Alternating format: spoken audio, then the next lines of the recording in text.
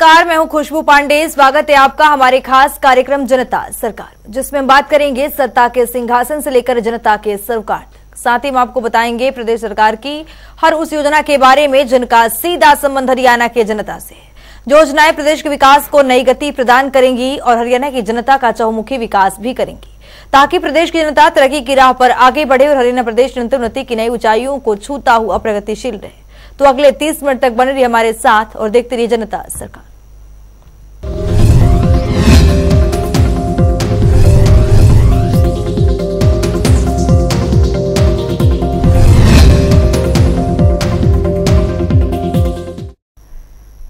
भगवान श्री कृष्ण और गुरु जम्बेश्वर जी के अवतरण दिवस पर मुख्यमंत्री मनोहर लाल हिसार पहुंचे, जहां उन्होंने गुरु जम्बेश्वर मंदिर में आयोजित समारोह में शिरकत की।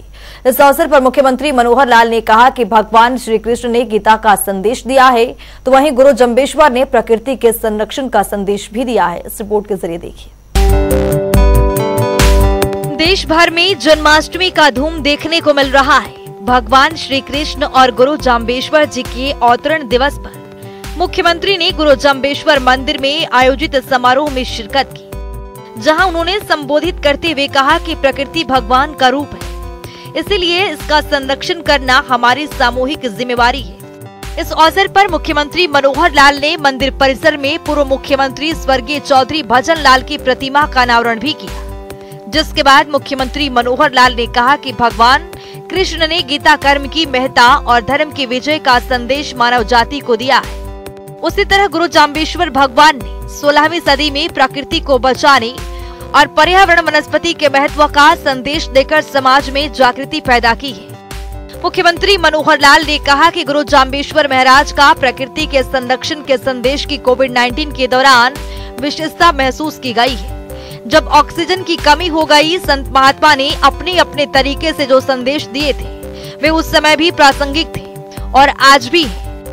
प्रकृति के कारण ही जीवन बचेगा। आज हम अपने उपयोग के लिए जंगलों को तो काट रहे हैं, लेकिन हमें पेड़ों को बचाने की भी चिंता करनी चाहिए। प्रकृति भगवान का रूप है। भूमि, वायु, अग्नि, नीर और गगन, इन 5 शब्दों से ही प्रकृति बनी है। इसलिए आज का दिन विशेष महत्व का दिन है। भगवान कृष्ण और गुरु जम्बेश्वर दोनों के अवतरण दिवस पर हमें प्रकृति के संरक्षण का संकल्प लेना चाहिए। बहुत ही विशेष, जिसको मैं कह सकता हूँ कि दो प्रकाश समूहों के उनकी स्मृति में उनका ये अवतरण दिवस, जिसमें गुरु जम्बेश्वर भगवान का आज का दिन अवतरण दिवस है। और इसी तरह भगवान कृष्ण का जन्माष्टमी का दिन है, उनका भी अवतरण दिवस है। तो इस प्रकार से दोनों ऐसे महान व्यक्तित्व, महान विभूतियां, जिन्होंने समाज को अपने अपने ढंग से जागृत किया, ऐसे अवसर पर उनकी स्मृति में हम सब लोगों को बहुत से विषय बताए गए हैं। आखिरी महापुरुषों के जीवन की घटनाएं हमको क्यों सुनाई जाती है? इसलिए सुनाई जाती है कि हम सब भी फिर उनकी प्राप्ति तो नहीं कर सकते, लेकिन उनके बताए मार्ग पर चलने की कोशिश जरूर कर सकते हैं। आगे भगवान कृष्ण ने एक ऐसा संदेश दिया जो उनका साथ जीने के लिए उन्होंने युद्ध के मैदान में अब गीता का एक संदेश, जीवन का एक साथ, ये हमको बताया, ताकि उस काल में प्रासंगिक था। मुख्यमंत्री मनोहर लाल ने कहा कि महापुरुषों का उत्सव हमें उत्साह से भरता है। युवा पीढ़ी को महापुरुषों के शिक्षाओं और जीवनी के बारे में जागरूक करने के लिए ऐसे उत्सव का महत्व बढ़ जाता है।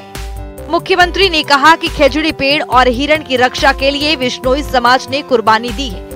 इतना ही नहीं, मुख्यमंत्री मनोहर लाल ने कहा कि पूर्व मुख्यमंत्री चौधरी भजन लाल को याद करते हुए मुख्यमंत्री मनोहर लाल ने कहा कि कुछ लोग आज उनका नाम भी चौधरी भजन लाल के साथ जोड़ते हैं।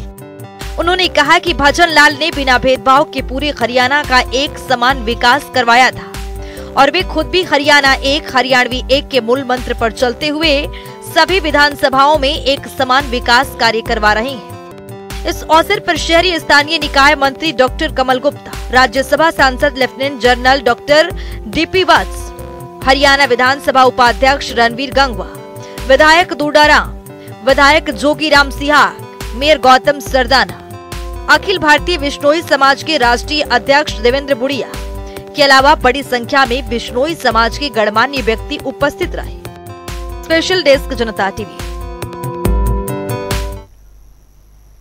हिसार में मुख्यमंत्री मनोहर लाल के जनसंवाद कार्यक्रम का आज दूसरा दिन है। इस दौरान मुख्यमंत्री मनोहर लाल ने हिसार जिले के सातरोड़ खास गांव पहुंचे, जहां उन्होंने नागरिकों की शिकायतें सुनी और उन्होंने बताया कि परिवार पहचान पत्र के जरिए लोगों की पेंशन बनाई जा रही है। देखिए इस रिपोर्ट के जरिए।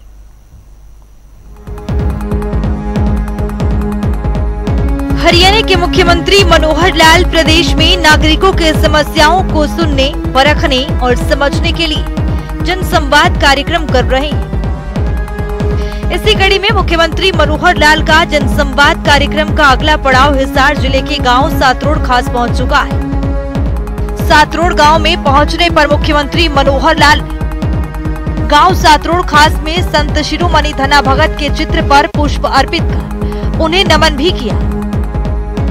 इस कार्यक्रम में मुख्यमंत्री मनोहर लाल ने दिव्यांगजनों को ट्राईसाइकिलें भी वितरित की है और स्वयं सहायता समूह की महिलाओं की ओर से बनाए गए उत्पादों की प्रदर्शनी का भी अवलोकन किया है। मुख्यमंत्री मनोहर लाल ने बताया कि शहरी क्षेत्र में शामिल हुए गांवों के खेतों के रास्तों को पक्का करने के लिए प्रदेश स्तर पर योजना बनाई जाएगी। इस योजना से शहरी क्षेत्र में शामिल गांवों के खेतों के रास्ते को पक्का किया जाएगा, ताकि किसानों को फसल लाने और ले जाने में सुविधा हो सके। साथ ही मुख्यमंत्री ने कहा कि गांव के खेतों के रास्ते को पक्का करने के लिए सरकार ने पहले ही खेत खलिहान योजना बनाई है। उसके तहत रास्तों को पक्का किया जाता है और शहरी क्षेत्र में शामिल गांवों के लिए नई योजना बनाकर रास्तों को पक्का किया जाएगा। जनसंवाद कार्यक्रम में मुख्यमंत्री मनोहर लाल ने कहा कि परिवार पहचान पत्र के जरिए लोगों की पेंशन बनाई जा रही है। उन्हें ये सुविधा अब घर बैठे ही मिलती है और पेंशन के लिए किसी बुजुर्ग को कार्यालय के चक्कर नहीं काटने पड़ते हैं। वहीं जनसंवाद कार्यक्रम में मुख्यमंत्री ने 60 वर्ष की आयु प्राप्त कर चुके 9 लोगों की पेंशन बनवाकर उन्हें कार्ड वितरित किए। मुख्यमंत्री मनोहर लाल ने कहा कि प्रदेश सरकार ने व्यवस्था परिवर्तन कर सिस्टम में सुधार किया है और लोगों को योजनाओं का लाभ देने के लिए पोर्टल के जरिए सेवाएं उपलब्ध करवाई जा रही है। उन्होंने कहा कि नए सिस्टम विकसित होने के बाद लोगों के कामों में तेजी आई है। वहीं सरकारी योजनाओं का लाभ परिवार पहचान पत्र के जरिए दिया जा रहा है। इससे योग्य लाभार्थी तक योजना का लाभ पहुंचा है। मुख्यमंत्री मनोहर लाल ने कार्यक्रम में बताया कि सातरोड़ खास गांव जो अब नगर निगम हिसार का हिस्सा है, इस गांव में अमृत योजना के तहत काम किया गया था। इस योजना के तहत जो काम शेष रह गए हैं उन्हें 1 महीने में शुरू करवाया जाएगा। इसके साथ ही गांव में समाधि स्थल का सौंदर्यीकरण किया जाएगा। साथ ही मुख्यमंत्री मनोहर लाल ने कहा कि गांव में सामुदायिक केंद्र का निर्माण 4 करोड़ रुपए की लागत से गलियों का निर्माण किया जाएगा और नई खेल स्टेडियम पॉलिसी के तहत स्टेडियम का निर्माण करने सहित व्यवहारिकता होने पर सब हेल्थ सेंटर को भी अपग्रेड किया जाएगा। लेकिन उसमें कुछ बातें मेरे पास भी है, मैं आपको बताता हूँ। जैसे अमृत योजना की बात इन्होंने बता दी कि इसमें आधा काम हुआ है, आधा नहीं हुआ, लेकिन कंपनी छोड़ के भाग गई है। अब उसमें ये नया काम जल्दी करेंगे, 1 महीना में शुरू करेंगे। और जो बाकी गलियां बची हुई हैं वो गलियां कारपोरेशन ने करानी है, ठीक है, कारपोरेशन खुद करानी है, वो सारी गलियां आप कराओ। एक यहाँ पर जो मेरे पास डिमांड आई है, आप लोगों ने, इन्होंने भी नहीं की, इन्होंने भी नहीं की, वो करनी है कि नहीं करनी है बता दो। सामुदायिक केंद्र, एक कम्युनिटी सेंटर, वो भी इसको यहाँ मंजूर कर रहे हैं। खेलों के लिए स्टेडियम ये मांगा गया है। हम पूरे हरियाणा में स्टेडियम बनाने की पॉलिसी बना रहे हैं। जहां जहां जिस इलाके में आबादी ज्यादा है और खेल का स्टेडियम नहीं है, छोटा बड़ा स्टेडियम वो भी बनाएंगे। एक आपके यहाँ भी बनाने की हमारे पास वो आई है डिमांड, उसको हम करेंगे। मुख्यमंत्री ने कहा कि गरीबों को बेहतर स्वास्थ्य सुविधाएं मुहैया करवाने के उद्देश्य से सरकार ने आयुष्मान भारत योजना लागू की। इस योजना के तहत 1,80,000 रुपए सालाना आय वाले परिवारों को 5 लाख रुपए तक का मुफ्त इलाज की सुविधा दी जाती है और सातरोड़ खास में इस योजना के तहत 2,829 कार्ड बनाए गए हैं। साथ ही 93 लोगों ने इस योजना को लाभ उठाकर 30 लाख रुपए का इलाज कराया है। इसके साथ ही मुख्यमंत्री मनोहर लाल ने कहा कि प्रदेश सरकार ने राशन कार्ड का लाभ पात्र लाभार्थियों को दिया है, जहां प्रदेश में 12,50,000 नए राशन कार्ड बनाए गए हैं और 7 रोड खास में 833 लोगों के नए राशन कार्ड बनाए गए हैं। वहीं प्रदेश में पहले गलत तरीके से बनाए गए राशन कार्ड काटे भी गए। जनसंवाद कार्यक्रम में मुख्यमंत्री मनोहर लाल के समक्ष गांव खरड़ के ग्रामीणों ने बताया कि उनके गांव में 38 एकड़ पर अवैध कब्जे जिनको हटाया जाए, जिस पर मुख्यमंत्री ने कहा कि पंचायत एक प्रस्ताव दे और उपायुक्त नियमानुसार इन कब्जों को खाली करवाए। जिसके बाद मुख्यमंत्री मनोहर लाल ने कहा कि नगर निगम मेयर इस पर उचित कार्रवाई करे और अवैध कब्जे को हटवाए। इस पर शहरी स्थानीय निकाय मंत्री डॉक्टर कमल गुप्ता, विधायक जोगीराम सिंहा, मेयर गौतम सरदाना सहित जिला प्रशासन के अधिकारी भी मौजूद रहे।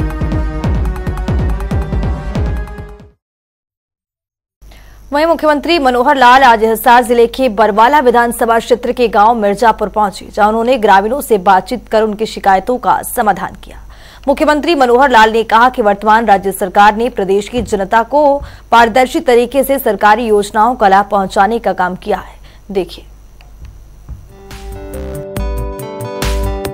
हरियाणा के मुख्यमंत्री मनोहर लाल आज हिसार जिले के बरवाला विधानसभा क्षेत्र के गांव मिर्जापुर में जनसंवाद करने पहुंचे, जहां उन्होंने ग्रामीणों से बातचीत कर उनके शिकायतों का समाधान किया। मुख्यमंत्री मनोहर लाल ने कहा कि वर्तमान राज्य सरकार की ओर से प्रदेश की जनता को जल्द पारदर्शी तरीके से सरकारी योजनाओं का लाभ पहुंचाना विपक्ष के नेताओं को रास नहीं आ रहा है। विपक्षी नेताओं ने तो ये कहना आरंभ कर दिया है कि अगर उनकी सरकार बनती है तो वे फैमिली आईडी और पोर्टल की व्यवस्था को समाप्त कर देंगे। इससे ये प्रतीत होता है कि न तो वे प्रदेश का विकास चाहते हैं और न ही जनता की भलाई। वहीं मुख्यमंत्री ने कहा कि 10 साल पहले की सरकारों ने सरकारी नौकरियों के लिए शुरू की गई पर्ची और खर्ची व्यवस्था को मौजूदा राज्य सरकार ने समाप्त कर दिया है। हमारी सरकार ने मिशन मेरिट पर चलते हुए युवाओं को उनकी योग्यता के आधार पर सरकारी नौकरियां दी। गांव मिर्जापुर का आंकड़ा प्रस्तुत करते हुए मुख्यमंत्री ने बताया कि गांव में मेरिट के आधार पर 56 नौकरियां लगी हैं। इनमें से 15 नौकरी केंद्र सरकार की है। मुख्यमंत्री ने कहा कि पात्र परिवारों के लिए रोजगार मेले लगाए जा रहे हैं। गांव मिर्जापुर के 211 पात्र परिवारों ने इन मेलों में रोजगार के लिए आवेदन किया था, जिनमें से 63 लोगों के लोन मंजूर किए जा चुके हैं। शेष पर कार्रवाई की जा रही है। सीएम मनोहर लाल ने कहा कि सेल्फ हेल्प ग्रुप महिलाओं के लिए स्वरोजगार का एक बेहतर जरिया है। एसएचजी द्वारा बनाए गए उत्पादों को बड़ा बाजार उपलब्ध करवाने के उद्देश्य से जिला मुख्यालय पर काउंटर की सुविधा प्रदान की जाएगी, ताकि एसएचजी सप्ताह में 1 या 2 दिन आकर अपने उत्पाद बेच सके। इतना ही नहीं, मुख्यमंत्री मनोहर लाल ने कहा कि फैमिली आईडी के चलते ही पिछले 6 महीने में गाँव मिर्जापुर के 44 लोगों की घर बैठे पेंशन बन गयी है।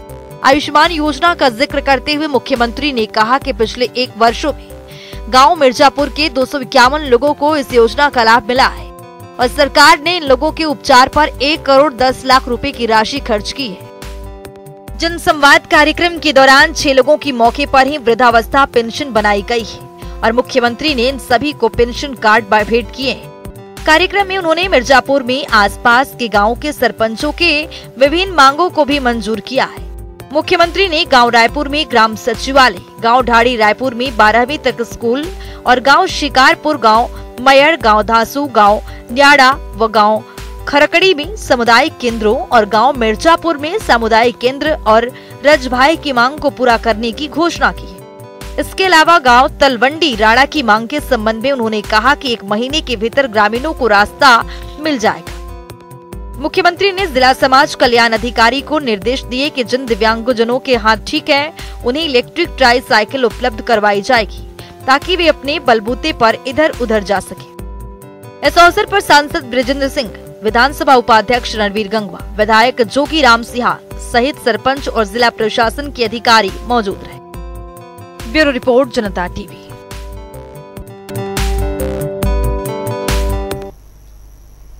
जनसंवाद कार्यक्रम के दौरान मुख्यमंत्री मनोहर लाल गांव बहवलपुर पहुंचे, जहां उन्होंने लोगों की समस्याएं सुनी, मौके पर निपटान भी किया। इस रिपोर्ट के जरिए देखिए। मुख्यमंत्री मनोहर लाल मिर्जापुर गांव के बाद हिसार जिले के बहबलपुर गांव पहुंचे, जहां मुख्यमंत्री मनोहर लाल ने नागरिकों की समस्याएं सुनी और उनका समाधान भी किया। इस दौरान मुख्यमंत्री मनोहर लाल ने खुद सहायता समूहों की ओर से बनाए गए उत्पादों का अवलोकन किया। मुख्यमंत्री ने कहा कि गांव बहबलपुर में महिलाओं के 7 ग्रुप है और 70 महिलाएं इससे जुड़कर अनेक उत्पाद बनाकर अपनी आजीविका बढ़ा रही हैं। मुख्यमंत्री मनोहर लाल ने कहा कि वर्तमान राज्य सरकार न्यूनतम सरकार अधिकतम शासन के मंत्र के साथ प्रदेश में निरंतर विकास की नई परिभाषा लिख रही है। व्यवस्था परिवर्तन और सिस्टम में सुधार लाने के लिए हमने तकनीक का सहारा भी लिया है और योजनाओं का लाभ सीधा लाभार्थी तक पहुँचे, इसके लिए सेवाओं का ऑनलाइन किया है। मुख्यमंत्री ने कहा कि तकनीक के युग में आगे बढ़ते हुए प्रदेश सरकार ने 10वीं से 12वीं कक्षा के विद्यार्थियों को टैबलेट दिए। विद्यार्थियों को दिए गए टैबलेट में इस वर्ष कुछ सब्जेक्ट बढ़ाकर उनके सॉफ्टवेयर अपडेट किए हैं, जिससे वे उन विषयों की ऑनलाइन पढ़ाई कर सकेंगे। मुख्यमंत्री ने कहा कि पिछले वर्ष कम विषयों के सॉफ्टवेयर थे, इस साल इसमें बढ़ोतरी की गई है। जनसंवाद कार्यक्रम में उपस्थित छात्राओं ने मुख्यमंत्री को बताया कि उनकी पढ़ाई में ये टैबलेट काफी उपयोगी सिद्ध हो रहे हैं। सीएम मनोहर लाल ने कहा कि नेट कनेक्टिविटी बेहतर रहे, इसके लिए सरकार मोबाइल कंपनियों से बातचीत कर रही है और कनेक्टिविटी बेहतर करने पर जोर दिया जा रहा है ताकि पढ़ाई में कोई बाधा न आए। मुख्यमंत्री ने कहा कि आम लोगों को उनके घर द्वार परियोजनाओं और सुविधाओं का लाभ मिले और वास्तविक लाभार्थी को ही इसका फायदा मिले, इसके लिए परिवार पहचान पत्र से योजनाओं को जोड़ा गया है। मुख्यमंत्री ने कहा कि परिवार पहचान पत्र के डेटा से ही नागरिकों की पेंशन 60 साल की आयु होने पर स्वतः बन रही है। बहबलपुर में भी 30 लोगों की पेंशन स्वतः ही बनाई गई है। मुख्यमंत्री ने कहा कि इस गांव में 599 नागरिक वृद्धावस्था, दिव्यांग और विधवा पेंशन प्राप्त कर रहे हैं। सीएम मनोहर लाल ने कहा कि आयुष्मान भारत योजना और राशन कार्ड में इस प्रणाली से पारदर्शिता आई है। प्रदेश में 12.50 लाख नए राशन कार्ड बनाए गए हैं। गांव बहबलपुर में भी राशन कार्ड की संख्या 175 से बढ़कर 873 हो गई है। आयुष्मान भारत योजना के तहत इस गांव के 141 लोगों ने अपना इलाज करवाया है। सरकार ने उनके इलाज के 41 लाख रुपए की वहन किए। जनसंवाद कार्यक्रम में मुख्यमंत्री ने परिवार पहचान पत्र में दर्ज जन्म तिथि के आधार पर 7 सितंबर को जन्मे गांव के 3 नागरिकों जतिन, रवीना और संदीप को जन्मदिन की बधाई देते हुए उन्हें उपहार भी भेंट किए। इस अवसर पर सांसद ब्रिजेंद्र सिंह, विधायक जोगी राम सिहाग सहित अन्य अधिकारी मौजूद रहे। हरियाणा की मनोहर सरकार प्रदेश में इलेक्ट्रॉनिक प्रदूषण के खिलाफ एक बड़ा कदम उठा रही है। दरअसल सरकार इलेक्ट्रॉनिक प्रदूषण के लिए इलेक्ट्रॉनिक्स वेस्ट रिसाइकलिंग पॉलिसी बनाने का फैसला लिया है। तो चलिए ग्राफिक्स पर नजर डालते हैं। सरकार करेगी पॉल्यूशन का उचित प्रबंधन, पुरानी और खराब इलेक्ट्रॉनिक सामान की रिसाइकलिंग होगी। सरकार लगातार प्रयास कर रही है कि औद्योगिक निवेश से रोजगार बढ़े। रोजगार के अवसर के लिए मुख्यमंत्री मनोहर लाल लगातार निरंतर कोशिश कर रहे हैं कि प्रदेश के युवाओं को पारदर्शिता के साथ रोजगार मिले और प्रदेश के युवा हर क्षेत्र में अपना परचम लहरा सके। इसी कड़ी में मुख्यमंत्री मनोहर लाल ने इलेक्ट्रॉनिक वेस्ट रिसाइकलिंग पॉलिसी की शुरुआत की है। सरकार करेगी इस पॉल्यूशन के उचित प्रबंधन भी मुख्यमंत्री मनोहर लाल की ओर से किया जाएगा।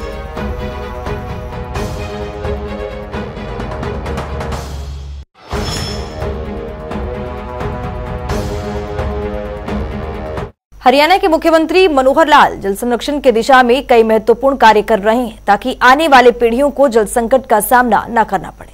इन सबको ध्यान में रखते हुए मुख्यमंत्री मनोहर लाल ने पानी का सही उपयोग करने के लिए प्रदेश के नागरिकों से आह्वान किया है।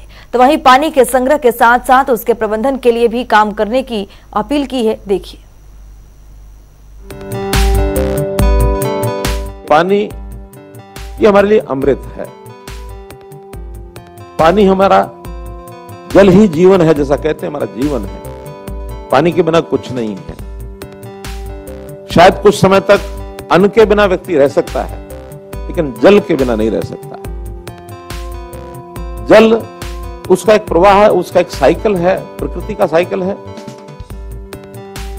उसमें जल की हमको प्राप्ति होती है। प्राप्ति के साधन मुख्य रूप से वर्षा है। वर्षा भी एक हमारे क्षेत्र में वर्षा होती है और एक वर्षा मानो हमसे दूर पहाड़ों में होती है, तो पहाड़ों का जो एक पानी का प्रवाह है उसका हिस्सा हमको मिलता है। मोटे रूप से ये दो मात्राएं जो पानी को हमको मिलती हैं। अब उसके बाद उसका संग्रह होता है, डैम्स में संग्रह होता है, फिर वो कहीं हमारे पॉन्ड्स हैं, हमारी झीलें हैं, रिचार्ज होकर के भूगर्भ में जाता है। तो जमीन के अंदर भी पानी का एक बहुत बड़ा संग्रह का भंडार है। अब ये संग्रह जो होता है, उस संग्रह का हम फिर बाद में उपयोग करते हैं। और वो जो उपयोग है, वो उपयोग हमको पता है कि जैसे मुख्य रूप से पीने के लिए हम पानी का उपयोग करते हैं, खेती सिंचाई के लिए करते हैं, उद्योग के लिए करते हैं, और अन्य हमारी जितनी आवश्यकताएं हैं उन आवश्यकताओं के लिए हम करते हैं। संयोग ऐसा है कि पीने का तो हर एक जीव को पानी चाहिए, चाहे मनुष्य है, चाहे पशु है, कोई भी जानवर है, पक्षी है, हर छोटा बड़ा जीव उसको पानी पीने के लिए चाहिए। लेकिन एक मनुष्य ही ऐसा है जो पीने के अतिरिक्त और जो उसकी दिनचर्या की दैनिक आवश्यकताएं हैं वो भी पानी पर बहुत निर्भर करती हैं। हम स्नान भी करते हैं, हम कपड़े भी धोएंगे, हम वॉशरूम जाएंगे, वहां भी पानी की आवश्यकता होगी, हम अपना घर का फर्श भी साफ करेंगे, हम अपनी गाड़ी भी धोएंगे, हम अपने उद्योग में पानी ले जाएंगे। अब पानी की आवश्यकता पूर्ति करनी पड़ेगी। घर घर हर घर जल, नल से जल, एक अभियान चलाया है। अब उसमें से कोई कहे कि पानी ज्यादा लगता है, ऐसा नहीं है। देखा जाए तो अगर सिस्टम कारगर हो गया तो उससे पानी बचेगा, क्योंकि जितने भी इससे पहले पानी का जो गांव में हम लगाते हैं, उसकी जो पोस्ट लगती है अलग से, उसके अंदर पानी अंधाधुंध चलता है, बिना रोक टोक के चलता है, नालियां भरी रहती हैं। गांव के अंदर तो पानी को चलाने के लिए नीचे भी खींचो या अपने वाटर वर्क से लाओ, जितना पानी है बहा दो, शाम को खाली करो, फिर भरो उसको। लेकिन उसका उपयोग करने के लिए अगर हमने हर घर नल से जल अगर ये किया है, तो पानी का उपयोग जितना उतना ही वो करेगा परिवार का आदमी। तो ऐसा इसका उपयोग भी हमको चेक करना पड़ेगा। पानी का उपयोग करने के लिए अगर भूमि ठीक नहीं है तो भी हमको कठिनाई होगी। कई जगह वाटर लॉगिंग हो गया है। अब वाटर लॉगिंग जो पानी वास्तव में ऊपर है, ऐसा नहीं कि नीचे चोए का पानी सब जगह से आ गया, वो पानी रिचार्ज होकर नीचे नहीं जा रहा। वहां मिट्टी की, भूमि की जो लेयर्स हैं उसमें कहीं गड़बड़ हुई है।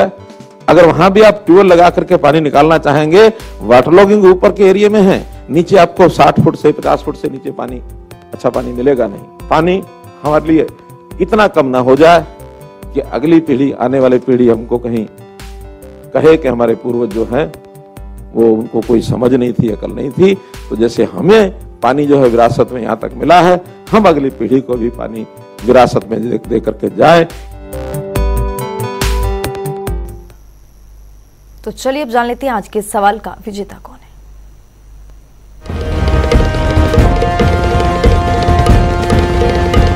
तो बात अब आज के विजेता की। जैसा कि आप जानते हैं, हर रोज एक नया सवाल पूछते हैं, सही जवाब देने वाले के नाम और तस्वीर अपने टेलीविजन स्क्रीन पर दिखाते हैं, साथ ही उसको उपहार भी देते हैं। तो चलिए अब जान लेते हैं कल का हमारा सवाल क्या था और कौन है इसका विजेता। कल का हमारा सवाल था, किसान संपदा योजना की शुरुआत कब की गई थी?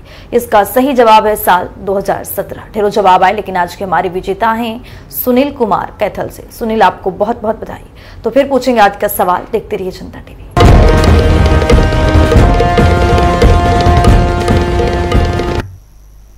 तो वक्त हो गया है आज के सवाल का। तो चलिए अब जान लेते हैं आज के सवाल में क्या कुछ है।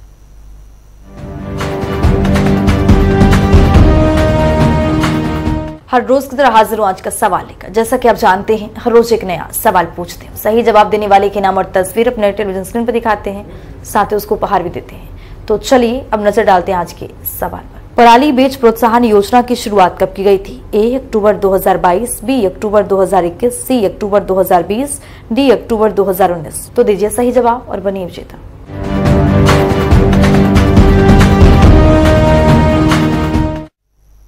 तो हमारे खास कार्यक्रम जनता सरकार में आज के लिए इतना ही। नमस्कार।